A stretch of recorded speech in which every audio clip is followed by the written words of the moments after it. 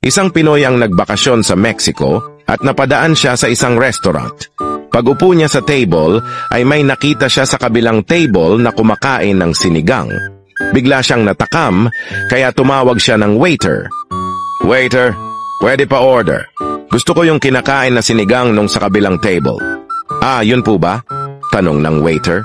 "Yan po ang cohotis de toro. Betlog po yan ng toro at yan po ang specialty namin. Kaso isang beses lang po kami niyan nagsiserve sa isang araw.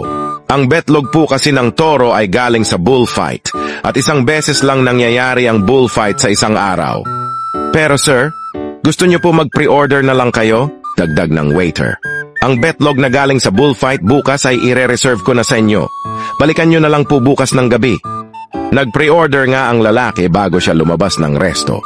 Kinabukasan, bumalik siya at natikman niya na ang espesyal na cohotis de toro. Habang humihigop siya ng sabaw, napansin niyang mas maliit ang betlog ng kinakain niya kumpara sa nakita niya sa kabilang table kahapon.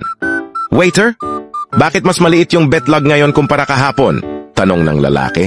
Sumagot naman ang waiter ng, "Minsan po kasi sa bullfight na nanalo yung toro."